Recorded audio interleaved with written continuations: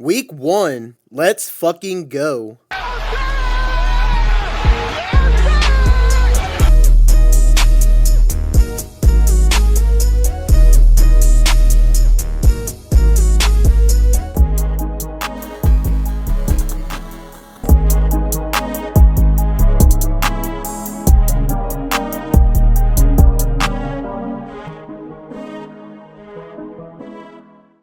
For those of you tuning into the channel for the first time, this is OT Triill, and I'll be going through the 2025 NFL season and be giving my weekly game recaps, previews and predictions, and even some memes and jokes along the way. This is truly for fun and even to spark some football conversation during this upcoming season. Any of my opinions or thoughts on certain teams and players should be taken with a grain of salt and are not meant in any way to offend.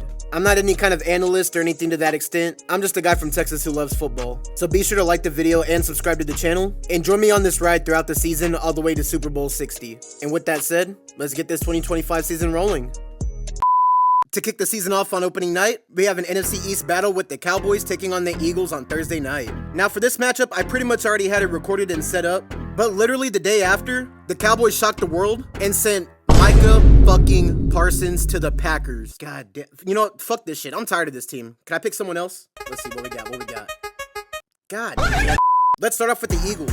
Philadelphia will be hosting the first game of the season and unveiling their new championship banner after winning Super Bowl 59 back in February. The offense looks to come back stronger, led by Jalen Hurts in his Instagram caption-ass quotes. It's Black History Month. Every month. I see James. Where's the peach? Sometimes the apple falls and attacks the tree. Aided by the deadly receiver duo of AJ Brown and Devontae Smith, and of course, last season's 2,000-yard rusher Saquon Barkley. Now, their defense was the main key to that Super Bowl victory, but a lot of key veterans left in free agency, so this defense is going to be rolling out a younger unit this season. Still under Vic Fangio, there's no telling what they could do. And on the Cowboys side, we'll get to see after missing half of last season with a hamstring injury, as well as Brian Schottenheimer taking over for Mike McCarthy. Pairing George Pickens with CeeDee Lamb will definitely make this offense much more explosive, but I don't know, I'm kind of concerned about the running back room. I mean, Javonte Williams and Miles Sanders? All I know is Jaden Blue better get some touches this week. Now on the defensive side, well, I mean, it wasn't really good last year. And after a nauseating, painful, and infuriating contract saga over the offseason, somehow I think it might have gotten worse. Kenny Clark was part of the trade package, and he's supposed to help stop the run, but we'll see. In addition to the secondary and the linebacker room still not even being healthy either. Yeah, I think they might be like the Bengals from last season. So for this matchup, I can see this one definitely be a high-scoring shootout, but a very close game at that. As much as people like to rag on the Cowboys, there's no doubt that the team that gives them the most trouble is the Dak Prescott-led Cowboys team. That's just what it is. I think the Cowboys offense would have to score 50 points just to have a chance to win, so I'm gonna have the Eagles winning game number 1 in front of the Philly faithful. From the Super Bowl champs to the Super Bowl chumps, we got the Chiefs taking on the Chargers in Sao Paulo, Brazil. Is chumps a little bit harsh? Well, a team that started the game allowing 34 unanswered points, turned the ball over 3 times, including a pick 6, totaled 23 passing yards in the first half, and not getting a single point on the board until the last 15.5 minutes of the biggest game of the year?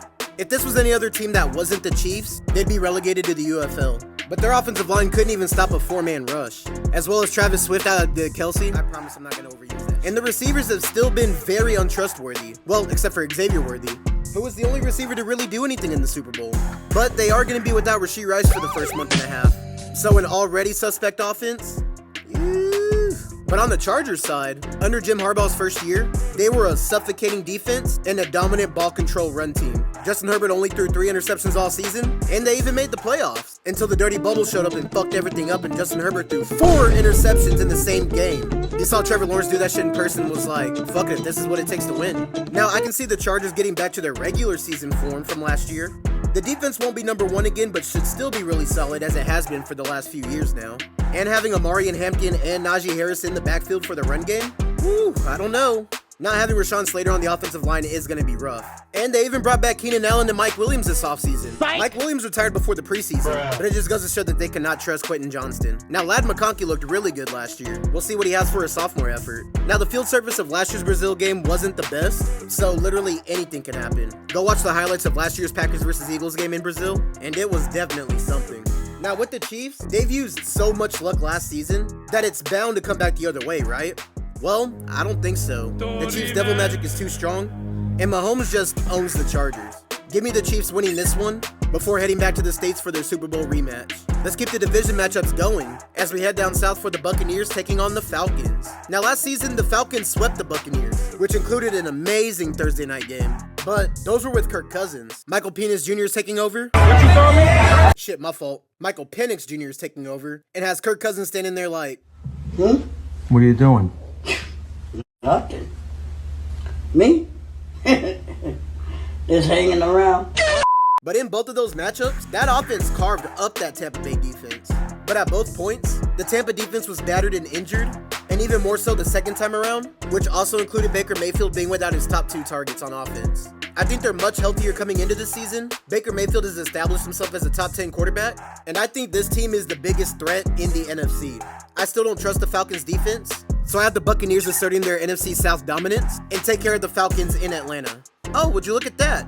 Another division matchup where we have the Bengals taking on the Browns. The annual battle for Ohio. Could you imagine battling for Ohio? Now, good news, Cleveland. You don't have to watch Deshaun Watson this year, or hopefully ever again.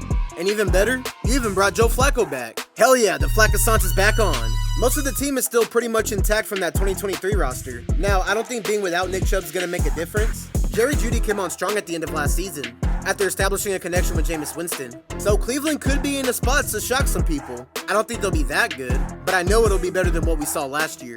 Now for the Bengals, I want to believe things will be different this time around. But Joe Burrow is 1-4 in his career in season openers. While Jamar Chase and T. Higgins both got their contracts, we don't have any questions really about their offense. Probably just about their O-line. But on defense, I mean, congratulations, you got Shamar Stewart and Trey Hendrickson paid. But that's not going to fix the defensive unit alone, along with letting Lou Anarumo go.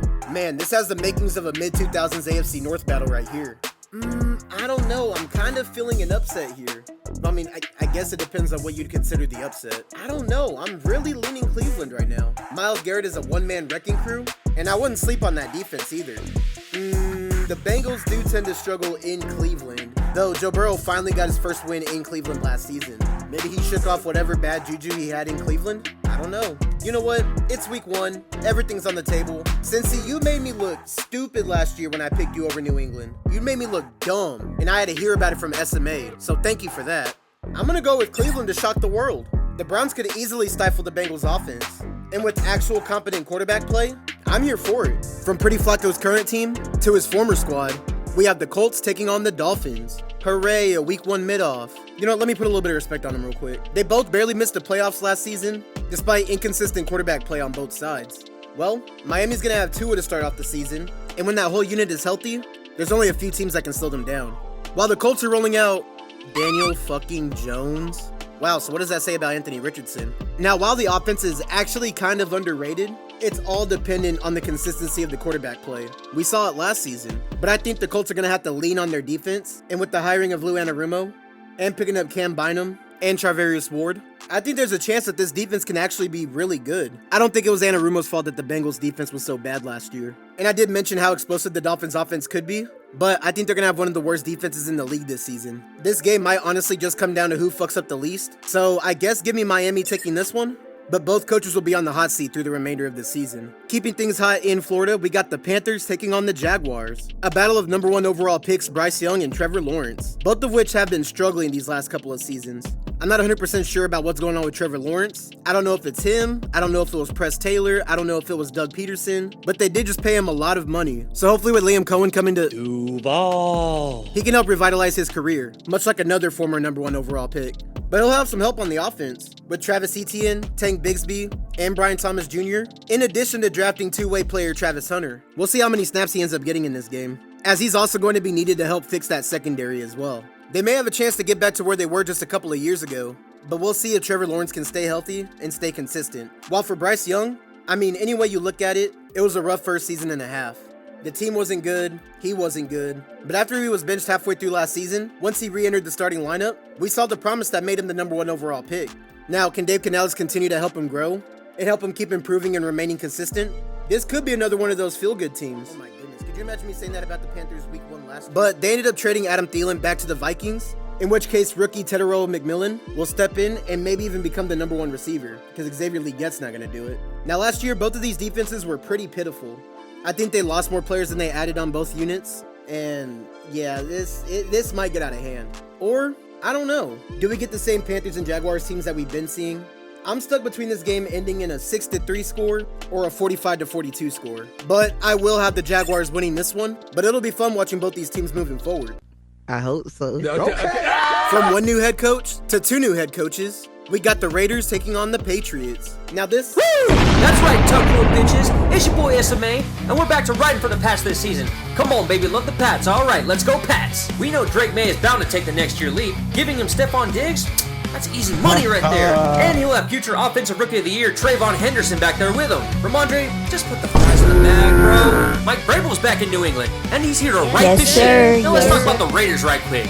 These motherfuckers want to be the Seahawks so bad with Pete Carroll and Geno Smith. More like, beat the Patriots. And somebody better tell Ashton Jensen he's not playing against a Mountain West defense. The Raiders are ass and have always been ass. Y'all better call your boy John Gruden for some help. Hey yo, shout out my boy Tom, but we running shit this season. Trill, I swear to God, if you put in that Mac Jones.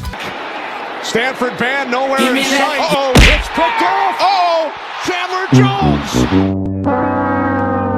We see everybody jumping on the bandwagon this year. That's right, baby. The dynasty's back on. Count your days, Kansas City. Here we go with this shit again. Now, like I was trying to say, over the offseason, the Raiders hired former Seahawks coach Pete Carroll, and the Patriots hired former linebacker and Titans coach Mike Vrabel. Now, Drake May does have the promise to take it to the next step this season. Adding Stephon Diggs does definitely help open up the offense, but a split backfield with Ramondre Stevenson and Antonio Gibson, you're better off letting Travion Henderson get some of those touches. While on the defense, they spent a lot of money and brought in a lot of players. We'll see as good of a defensive unit as we saw in Tennessee. Now on the Raiders side, yes, they did bring in Pete Carroll to take over at head coach, and Geno Smith to take over at quarterback, still with the iconic one-liners. I think he said something like, I didn't come to Vegas to roll dice, I came to run the table. Now listen, that's called motherfucking bars. You know nothing about that. And he'll be plugged into a young offense that includes sophomore superstar Brock Bowers and rookie Ashton Jenty. Now, Geno Smith has been one of the most efficient and productive quarterbacks over the last 3 seasons, so I wouldn't completely sleep on this Raiders team. That defense, on the other hand, I mean, you got Max Crosby. But for this game, I'm going to have the Patriots winning their first in the Mike Vrabel era in Gillette Stadium. The hype is growing for the Patriots, but let's see if they'll live up to it. From some expectations to low expectations, we have the Cardinals taking on the Saints.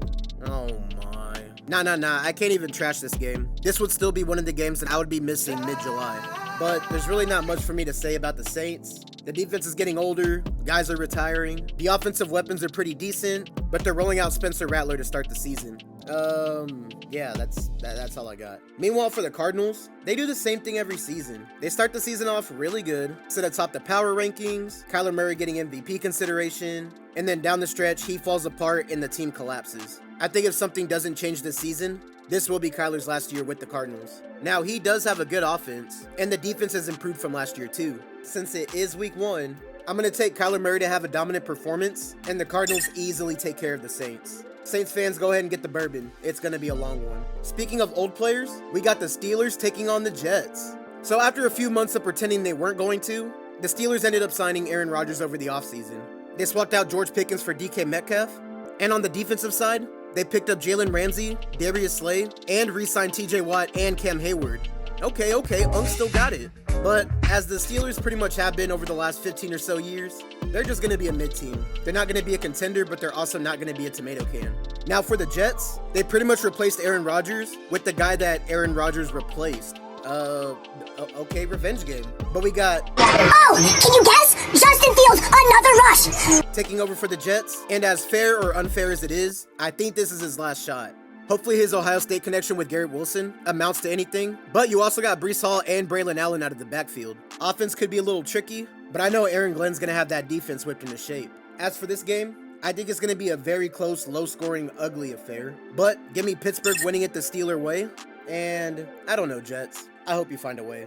Speaking of former Pittsburgh quarterbacks playing in New York, we got the Giants taking on Washington. I'm still not calling them the Commanders. Now the Giants are coming into this game starting Russell Wilson and his unlimited diet. No, not that. I mean his moonball that he'll just spam to Malik Neighbors. I mean, we'll see how this goes, because otherwise we'll be on dart watch. The Giants' front seven looks unreal on paper, and the pass rush could definitely give Washington some problems. Or will it? They traded for Laramie Tunsil over the offseason to help protect Jayden Daniels in his sophomore season. Now, we saw it last year with CJ Stroud. Could he potentially have a sophomore slump? They did win a lot of close games last year, and teams have more tape on them. Well, they paid Terry McLaurin and traded for Deebo Samuel, so he'll have some help. Now, for this matchup, I mean, anything can really go in these NFC East games. Both matchups last year were very close, despite the Giants being the third worst team in the league and had the worst quarterback play of any team that season. With that position upgraded and the defense looking ferocious, you know what? Like I said, it's week 1. I'm taking the Giants with the upset here. I don't think Washington will be as good as last year, but this will just be one of those week 1 hiccups. It's not the end of the world.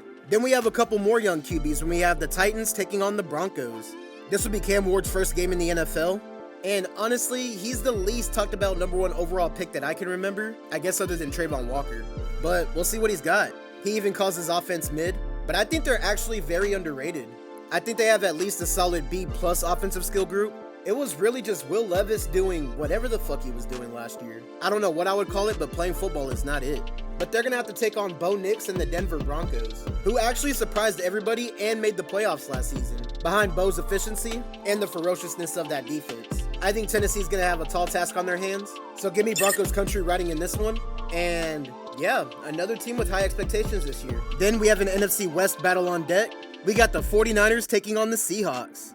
Alright, this will be Sam Darnold's first game for Seattle, and maybe even a little bit of a San Fran revenge game. We'll see what he's actually learned from Kyle Shanahan. But the Seattle offense swapped out DK Metcalf for Cooper Kupp, and he'll also still have Jackson Smith and Jigba. But both of their running backs are still a little inconsistent. Walker and Charbonnet can both be really good when they're good, but man, it's far and few between at this point. And they're going to roll out a pretty average defense. I think they got better towards the end of last season under Mike McDonald. But with this San Fran team, the defense looks quite a bit different. Some of those guys left for the aforementioned Denver defense, but they brought back Robert Saleh, who was their DC when they went to Super Bowl 54. But on offense, Brock Purdy just got paid. Christian McCaffrey should be back and fully healthy. But again, no Debo. Brandon Ayuk is coming off injury. Jawan Jennings is iffy. So all you really got is Ricky Pearsall and George Kittle. I'm almost afraid that Sam Darnold is still seeing ghosts from the last 2 games of the season. So let me get the Niners putting themselves back on the map with a win in this one. And it's crazy that they won't even play each other again until week 18. Sheesh. We'll see what the conversation is at that point. Then we head up north for another division matchup with the Lions taking on the Packers. Alright, so the Packers, #1 on my shit list this year. Fuck you. Fuck. Alright, I'm good. I'm over it now. So, for Green Bay, they did just trade for Micah Parsons, and the defense is going to need him, especially against this Lions team, who's currently on a 3-game winning streak at Lambeau, and holds a 6-2 record against them under Dan Campbell. I'm not going to be one of those to quickly declare the Packers as a Super Bowl contender, because just last season, they couldn't beat any team that mattered in the NFC. In fact, if they didn't block that field goal in Chicago, they would have went winless in the division. But Detroit also has some questions coming into this year as well. They're not going to be 15-2 again. They're not going to have the #1 offense again. They're not going to have the #1 seed in the NFC. Well, I'm not going to say again, but probably for a good minute. And they squandered it all in their first playoff game. And after that, both their offensive coordinator and their defensive coordinator go on to get head coaching jobs somewhere else. But they still have an explosive offense, and the defense should be back a lot healthier. Now, these NFC North games always tend to be shootouts, but honestly at this point, Detroit seems to be the class of the NFC North, so give me the Lions winning this one, but we will be looking forward to their rematch on Thanksgiving. From a couple of one-and-done teams to a couple of teams that did win a playoff game, we got the Texans taking on the Rams. Now, these are tier 2 teams in their respective conferences, but I mean, they both played very sloppy last year, dealt with a handful of injuries, limped to 10-7, and thrashed their opponents in the wild card before being knocked out by the Super Bowl participants in the next round. Now for the Texans, we'll see if CJ can shake off the yips from last season, as the Texans look to take that next step. Joe Mixon will be starting the season on IR, so Nick Chubb will need to be the workhorse at least for this first month and a half or so. And CJ already having the connection with Nico Collins can already help spread the field. But that's the thing, the receivers also have to stay healthy this year too. They're already going to be missing Tank Dell, so we'll see. While for the Rams, Matthew Stafford still isn't 100% healthy. I don't know if we'll get him for a whole game or a limited capacity, or if we even have to see Jimmy Garoppolo. But their offense swapped out Cooper Kupp for Devontae Adams, and that unit should still be productive with Kyron Williams, Puka Nacua, and Tyler Higbee. But offensive weapons aside, the main battle in this game comes down to the trenches. The Rams' offensive line is very hit or miss, while the Texans do have a ferocious pass rush with Will Anderson and Danielle Hunter. While on the flip side, the Texans also have a suspect offensive line, that just got rid of Kenyon Green and Laramie Tunsil, against a young Rams pass rush who, yes, doesn't have Aaron Donald, but Jared Verse, Kobe Turner, Braden Fisk is kind of unfair, considering how young they all are. Whoever's the most dominant in the trenches wins the game. The Rams are slow starters, and again, aren't fully healthy. Give me Houston winning this one. And I might even give a score prediction. I'm gonna go with 20-17 or 24-17. I don't know, someone's ending with 17 points. Then, after waiting all day for Sunday night, we have an AFC divisional round rematch with the Ravens taking on the Bills. Also a battle of the last two MVPs. We already know what Lamar Jackson and Josh Allen can do, but the Bills are coming in off another playoff loss to the Chiefs. Hey, I've seen this one. This is a classic. And are literally just right there. Like, I can't even, they're right there. At some point, they got to break through, and it has to start against the Ravens, who are also coming in off yet another heartbreaking playoff loss. And they're also looking to finally get over the hump, bringing in Jair Alexander to help the defense, along with still having Derrick Henry on the offense. Man, could the Ravens actually do it? We'll see. As far as this game goes, both defenses are coming into this game mostly healthy. The wide receivers in this game, honestly, pretty much non-factors for the most part, but also could be an X factor. James Cook has the capability to match the production of Derrick Henry, but this game could end up coming down to the tight ends, both of whom spent the offseason thinking long and hard about this. The ball was in your hand, what'd you do? Andrews did not hold on. Kincaid was right there. Now, last year when these teams matched up on Sunday Night Football, Derrick Henry ran all over that Bills defense, and Baltimore thrashed Buffalo 35-10. Now, obviously, it's a different story once they get into the playoffs, but I think this Ravens defense is going to make things really hard for the reigning MVP. Give me the Ravens winning in a close one. We'll see if they play each other again in January. Then to wrap up week 1 on Monday Night Football, we have an NFC North matchup with the Vikings taking on the Bears. The first game in the Ben Johnson era. The Bears have a lot of hype coming into the season, with Caleb Williams in his second year, and drafting Luther Burden and Colston Loveland, along with veterans DJ Moore and DeAndre Swift. I think everybody's expecting to see a Detroit-style offense. I wouldn't go that far, but does have the capability to be multifaceted and explosive. Now, I'm not too sure about the defense. They were really good under Matt Eberflus, but once they fired him after the Thanksgiving mishap, the defense just got worse. Now for the Vikings, this is JJ McCarthy's NFL debut in his sophomore season. He's got a lot of expectations, following up a 14-win season that Sam Darnold put up last season. But the weapons are there. Aaron Jones and Jordan Mason out of the backfield, Justin Jefferson and Jordan Addison. Hey, Adam Thielen's back. And TJ Hawkinson. If JJ McCarthy can just be good in this Kevin O'Connell system, this offense could be scary. But man, that defense last season, unbelievable. Yeah, this is definitely going to be a chess match between Brian Flores and Ben Johnson. Now, I'm not going to buy into the hype, but I've liked what I saw in the preseason from Chicago. Give me the Bears winning their first in the Ben Johnson era before they get ready to head to Detroit. And that's going to do it for my week 1 predictions. Woo! I know it took a while, but we had to set the stage for every team coming into the season. And honestly, this week 1 slate is pretty stacked. And I'll have fun watching it all glued to my couch. Before we send this week off, I put out a couple of shorts earlier in the month, predicting how every division finishes in 2025. Yeah, it's not looking great. And that's why we don't do predictions on August 1st. We'll see what ends up happening. Be sure to like the video and subscribe to the channel and tune in. Football's finally back and I'm ready to cover it, talk about it, and joke about it throughout this season. We'll catch you on the next one and keep it Trill.